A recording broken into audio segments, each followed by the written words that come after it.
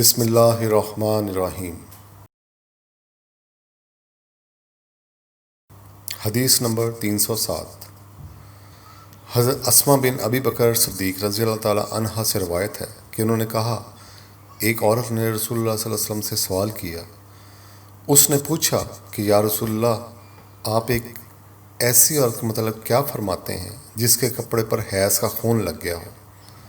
تو رسول اللہ صلی اللہ علیہ وسلم نے فرمایا، اگر کسی عورت کے کپڑے پر حیض کا خون لگ جائے تو اسے چاہیے کہ اسے رگڑ ڈالے، اس کے بعد اسے پانی سے دھوئے، پھر اسی کپڑے سے نماز پڑھ لے۔ حدیث نمبر 308۔ حضرت عائشہ رضی اللہ تعالی عنہا سے روایت ہے، آپ نے فرمایا، ہمیں حیض آتا ہے تو کپڑے کو پاک کرتے وقت ہم خون کو مل دیتے، پھر اس جگہ کو دھو لیتے، پھر تمام کپڑے پر پانی بہا لیتے اور اسے پہن کر نماز پڑھتے۔ حدیث نمبر 309۔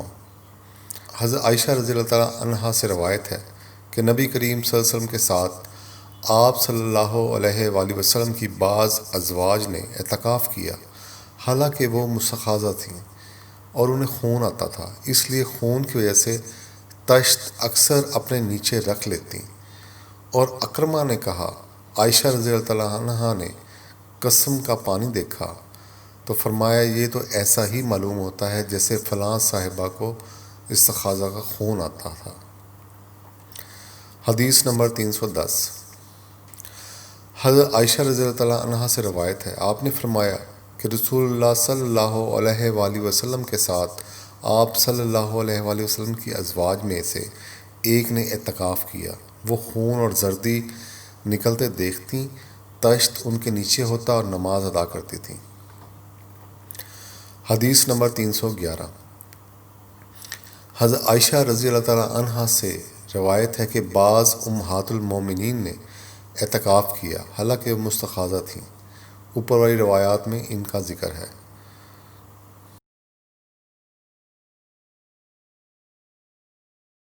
حدیث نمبر 312۔ حضرت عائشہ رضی اللہ تعالی عنہا سے روایت ہے، ہمارے پاس ایک کپڑا ہوتا تھا جسے ہم حیض کے وقت پہنتے تھے، جب اس میں خون لگ جاتا تو اس پر تھوک ڈالتے تھے اور پھر اسے ناخنوں سے مسل دیتے تھے۔ حدیث نمبر 313۔ ام عطیہ رضی اللہ تعالی عنہا فرماتی ہیں، ہمیں کسی میت پر 3 دن سے زیادہ سوگ کرنے سے منع کیا جاتا تھا، لیکن شوہر کی موت پر 4 مہینے 10 دن کا سوگ کا حکم تھا۔ ان دنوں میں ہم نہ سرما لگاتی، نہ خوشبو، نہ عصب، یمن کی بنی ہوئی ایک چادر جو رنگین ہوتی تھی، اس کے علاوہ کوئی رنگین کپڑا ہم استعمال نہیں کرتی تھیں، اور ہمیں عدت کے دنوں میں حیض کے غسل کے بعد قصت اظفار استعمال کرنے کی اجازت تھی، اور ہمیں جنازہ کے پیچھے چلنے سے منع کیا جاتا تھا۔ اس حدیث کو ہشام بن حسان نے حفصہ سے اور انہوں نے ام عطیہ سے روایت کیا ہے۔ حدیث نمبر 314۔ حضرت عائشہ رضی اللہ تعالی عنہا سے روایت ہے، ایک انصاریہ عورت نے رسول اللہ صلی اللہ علیہ وسلم سے پوچھا، میں حیض کا غسل کیسے کروں؟ آپ صلی اللہ علیہ وآلہ وسلم نے فرمایا، مشک میں بسا ہوا کپڑا لے کر اس سے پاکی حاصل کر۔ اس نے پوچھا، اس سے کس طرح پاکی حاصل کروں؟ آپ صلی اللہ علیہ وسلم نے فرمایا، اس سے پاکی حاصل کر۔ اس نے دوبارہ پوچھا، کس طرح؟ آپ صلی اللہ علیہ وسلم نے فرمایا، سبحان اللہ، پاکی حاصل کر۔ پھر میں نے اسے اپنی طرف کھینچ لیا اور کہا، اسے خون لگی ہوئی جگہ پر پھیر لیا کر۔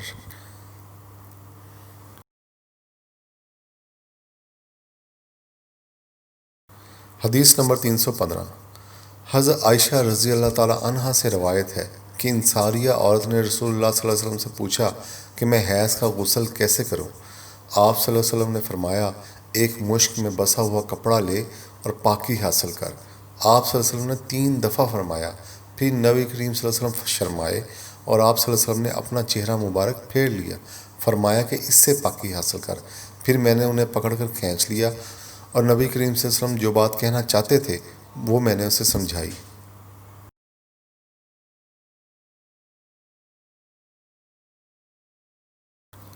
حدیث نمبر 316۔ حضرت عائشہ رضی اللہ تعالی عنہا نے بتلایا، میں نے نبی کریم صلی اللہ علیہ وسلم کے ساتھ حجۃ الوداع کیا، میں نے تمتع کرنے والوں میں تھی اور ہدی یعنی قربانی کا جانور اپنے ساتھ نہیں لے گئی تھی۔ حضرت عائشہ نے اپنے متعلق بتایا کہ وہ حائضہ ہو گئیں اور عرفہ کی رات آ گئی اور ابھی تک وہ پاک نہیں ہوئی تھیں، اس لیے انہوں نے رسول اللہ صلی اللہ علیہ وسلم سے کہا، یا رسول اللہ، آج عرفہ کی رات ہے اور میں عمرہ کی نیت کر چکی تھی۔ رسول اللہ صلی اللہ علیہ وسلم نے فرمایا، اپنا سر کھول ڈال اور کنگھا کر اور عمرہ کو چھوڑ دے۔ میں نے ایسا ہی کیا، پھر میں نے حج پورا کیا اور لیلۃ الحصبہ میں عبد الرحمن بن ابو بکر کو نبی کریم صلی اللہ علیہ وآلہ وسلم نے حکم دیا وہ مجھے اس عمرہ کے بدلے میں جس کی نیت میں نے کی تھی تنعیم سے دوسرا عمرہ کرا لے۔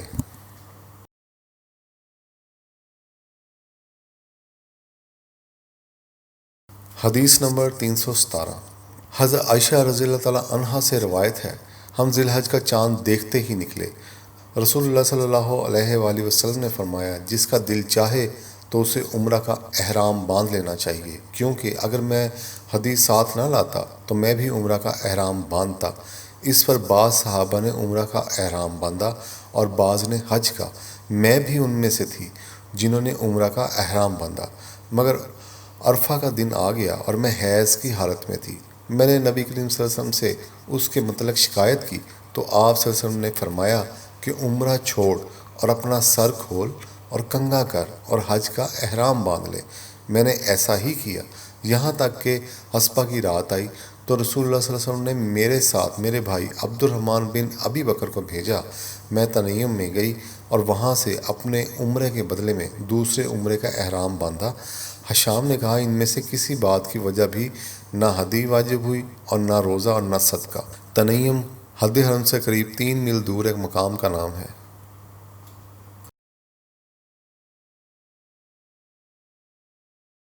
حدیث نمبر 318۔ حضرت انس بن مالک رضی اللہ تعالیٰ عنہ سے روایت ہے، آپ صلی اللہ علیہ وسلم نے فرمایا، رحم مادر میں اللہ تعالیٰ نے ایک فرشتہ مقرر کیا ہے، وہ کہتا ہے، اے رب یہ نطفہ ہے، اے رب اب یہ ہو گیا، اے رب اب یہ ہو گیا۔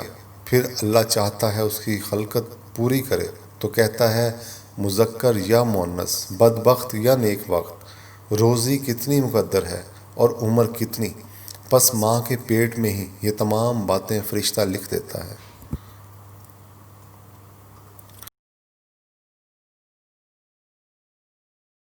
حدیث نمبر 320۔ حضرت عائشہ رضی اللہ تعالیٰ عنہا سے روایت ہے کہ فاطمہ بن ابی حبیش کو استغاثہ کا خون آیا کرتا تھا، تو انہوں نے نبی کریم صلی اللہ علیہ وسلم سے اس کے متعلق پوچھا۔ آپ صلی اللہ علیہ وسلم نے فرمایا، یہ رگ کا خون ہے، حیض نہیں ہے، اس لیے جب حیض کے دن آئیں تو نماز چھوڑ دیا کر اور جب حیض کے دن گزر جائیں تو غسل کر کے نماز پڑھ لیا کرو۔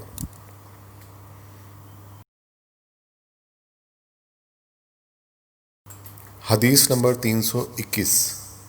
ایک عورت نے عائشہ رضی اللہ عنہا سے پوچھا، جس زمانے میں ہم پاک رہتے ہیں حیض سے، کیا ہمارے لیے اس زمانہ کی نماز کافی ہے؟ اس پر عائشہ رضی اللہ تعالیٰ عنہا نے فرمایا، کیا تم حروریہ ہو؟ ہم نبی کریم صلی اللہ علیہ وسلم کے زمانے میں حائضہ ہوتی تھیں اور آپ ہمیں نماز کا حکم نہیں دیتے تھے۔ یہاں عائشہ رضی اللہ تعالیٰ عنہا یہ فرمایا کہ ہم نماز نہیں پڑھتی تھیں۔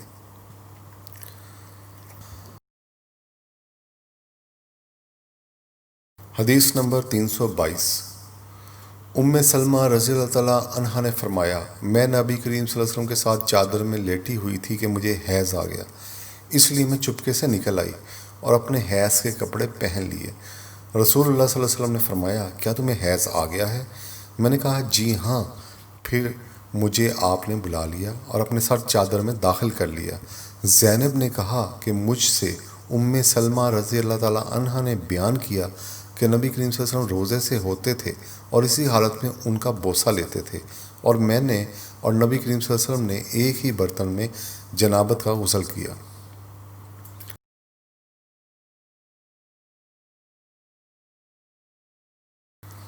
حدیث نمبر 323۔ ام سلمہ رضی اللہ تعالیٰ عنہا سے روایت ہے کہ میں نبی کریم صلی اللہ علیہ وسلم کے ساتھ ایک چادر میں لیٹی ہوئی تھی کہ مجھے حیض آ گیا۔ میں چپکے سے چلی گئی اور حیض کے کپڑے بدل لیے تو آپ نے پوچھا، کیا تجھ کو حیض آ گیا؟ میں نے کہا، جی ہاں۔ پھر مجھے آپ نے بلا لیا اور میں آپ کے ساتھ چادر میں لیٹ گئی۔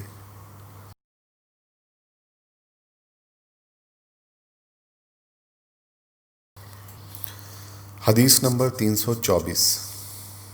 حفصہ بن سیرین رضی اللہ تعالیٰ عنہا سے روایت ہے، انہوں نے فرمایا ہم اپنی کنواری جو ان بچیوں کو عیدگاہ جانے سے روکتی تھیں، پھر ایک عورت آئی اور بنی خلف کے محل میں اتری اور انہوں نے اپنی بہن ام عطیہ کے حوالے سے بیان کیا، جن کے شوہر نبی کریم صلی اللہ علیہ وسلم کے ساتھ 12 لڑائیوں میں شریک ہوئے تھے اور خود ان کی بہن اپنے شوہر کے ساتھ 6 جنگوں میں گئی تھیں۔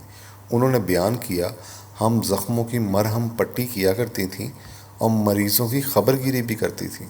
میری بہن نے ایک مرتبہ صلی اللہ علیہ وسلم سے پوچھا اگر ہم میں سے کسی کے پاس چادر نہ ہو تو کیا اس کے لیے اس میں کوئی حرج ہے کہ وہ نماز عید کے لیے باہر نہ نکلے؟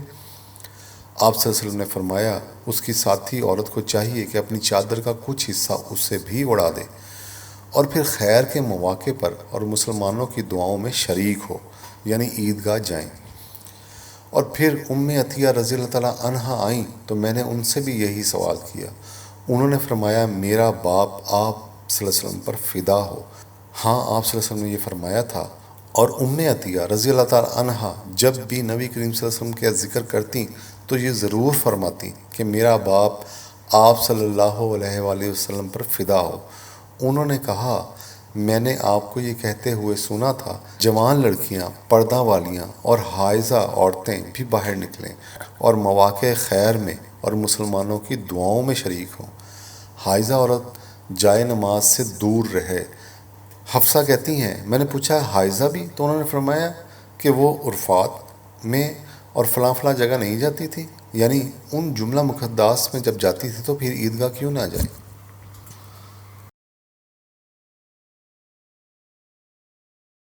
حدیث نمبر 325۔ حضرت عائشہ رضی اللہ تعالیٰ عنہا سے روایت ہے کہ فاطمہ بن ابی حبیش رضی اللہ تعالیٰ عنہا نے نبی کریم صلی اللہ علیہ وسلم سے پوچھا کہ مجھے استحاضہ کا خون آتا ہے اور میں پاک نہیں ہو پاتی، تو کیا میں نماز چھوڑ دیا کروں؟ آپ صلی اللہ علیہ وسلم نے فرمایا یہ تو ایک رگ کا خون ہے، ہاں اتنے دنوں میں نماز ضرور چھوڑ دیا کر کہ جن میں اس بیماری سے پہلے تمہیں حیض آیا کرتا تھا، پھر غسل کر اور نماز پڑھا کرو۔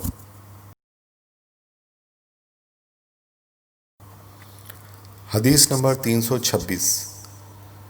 ام عطیہ رضی اللہ تعالیٰ عنہا سے روایت ہے آپ نے فرمایا کہ ہم زرد اور مٹیالے رنگ کو کوئی اہمیت نہیں دیتی تھی۔ حدیث نمبر 327۔ حضرت عائشہ رضی اللہ تعالیٰ عنہا سے روایت ہے کہ ام حبیبہ رضی اللہ تعالیٰ عنہا 7 سال تک مستحاضہ رہیں۔ انہوں نے نبی کریم صلی اللہ علیہ وسلم سے اس کے بارے میں پوچھا تو آپ صلی اللہ علیہ وسلم نے انہیں غسل کرنے کا حکم دیا، فرمایا کہ یہ رگ کی بیماری ہے۔ پس ام حبیبہ رضی اللہ تعالیٰ عنہا ہر نماز کے لیے غسل کیا کرتی تھیں۔ حدیث نمبر 328۔ حضرت عائشہ رضی اللہ تعالیٰ عنہا سے روایت ہے کہ انہوں نے رسول اللہ صلی اللہ علیہ وآلہ وسلم سے کہا یا رسول اللہ، صفیہ بن حیی رضی اللہ تعالیٰ عنہا کو حج میں حیض آ گیا۔ رسول اللہ صلی اللہ علیہ وسلم نے فرمایا شاید کہ وہ ہمیں روکیں گی، کیا انہوں نے تمہارے ساتھ طواف زیارت نہیں کیا؟ عورتوں نے جواب دیا کر لیا، تو آپ نے اس پر فرمایا کہ پھر نکلو۔ حدیث نمبر 329۔ عبداللہ بن عباس رضی اللہ تعالیٰ عنہ سے روایت ہے آپ نے فرمایا حائضہ کے لیے جبکہ اس نے طواف افاضہ کر لیا ہو رخصت ہے کہ وہ گھر جائے اور طواف ودا کے لیے نہ رکی رہے۔ حدیث نمبر 330۔ ابن عمر ابتدا میں اس مسئلے میں کہتے تھے کہ اس سے بغیر طواف ودا کے جانا نہیں چاہیے، پھر انہوں نے کہتے سنا کہ چلی جائے کیونکہ رسول اللہ صلی اللہ علیہ وسلم نے انہیں اس کی رخصت دی ہے۔ حدیث نمبر 331۔ حضرت عائشہ رضی اللہ تعالیٰ عنہا سے روایت ہے انہوں نے کہا نبی کریم صلی اللہ علیہ وسلم نے فرمایا جب حیض کا زمانہ آئے تو نماز چھوڑ دے اور جب یہ زمانہ گزر جائے تو خون کو دھو اور نماز پڑھو۔